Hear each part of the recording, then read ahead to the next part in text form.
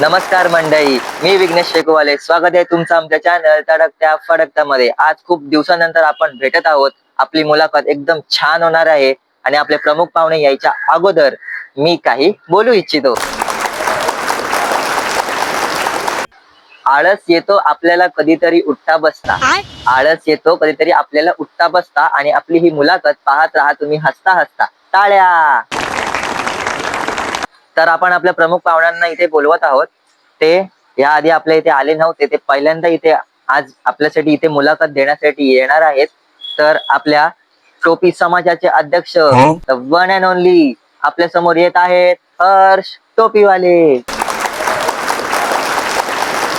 नमस्कार. नमस्कार. तर सर, स्वागत आहे तुमचं. तुम्ही इथे आलात तर कसं वाटतंय तुम्हाला इथे येऊन? खूप छान वाटते. तर तुम्ही इथे आलात तर तुमच्यासाठी मी काही 2 ओळी बोलू इच्छितो. बोला. तुम्ही आमचे खास पाहुणे, तुमचा लकी नंबर 8. तुम्ही आमचे खास पाहुणे, तुमचा लकी नंबर 8. तर आपण आता मुलाखत घेऊया, तर कळेल आपल्याला की किती लावता तुम्ही त्याची वाट. काय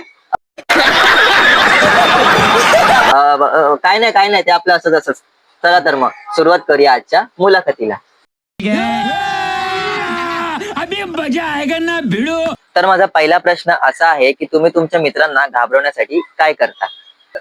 मी त्यांना घाबरवण्यासाठी त्यांना सांगतो की जाऊन तुम्ही लग्न करा. मग ते त्या विचारांनी घाबरतात. तर पुढला प्रश्न असा आहे की वजन कमी कसे करावे? तर तुम्हाला एक मी रामबाण उपाय सांगतो. जर तुम्हाला कोणी खायला विचारलं तर तुम्ही तुमची मान डावीकडे वळवायची, मग उजवीकडे वळवायची. सिंपल, तुमचं वजन कमी. पुढचा प्रश्न असा आहे की बायकोपेक्षा यंग दिसायचं असेल तर काय करावं लागेल? सरळ टक्कल करून घ्या. मग यंग काय, तुम्ही तुमच्या जन्माला आल्यागत दिसेल. कितने तेजस्वी लोग हैं हमारे पास, कितने शानदार विचार रखते हैं. तर माझा पुढचा प्रश्न असा आहे की स्पर्धेत जिंकण्या आणि स्पर्धेत हरण्याबद्दल तुम्ही काय सांगाल? जिंकणं आपल्या रक्तात आहे आणि हरणं ते आपल्या जंगलात आहे.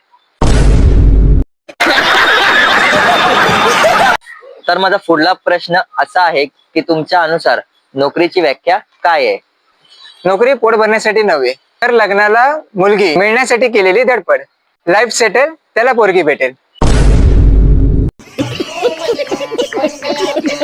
वा. आता आपली ही मुलाखत संपली. हे जाहीर करण्या अगोदर मी काही 2 ओळी मांडू इच्छितो. ओके, मांडा. घेतली मी तुमची मुलाखत आनंदाच्या भरात, घेतली मी तुमची मुलाखत आनंदाच्या भरात. निघा आता इथून, नाही तर काढेन मी तुमची वरात. सगळा मूड खराब.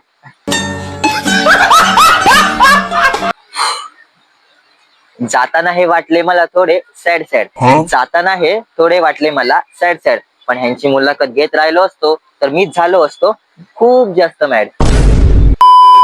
व्हिडिओ आवडली असेल तर व्हिडिओला लाईक करा, कमेंट करा आणि शेअर करा आणि चॅनलला सबस्क्राईब करा. धन्यवाद.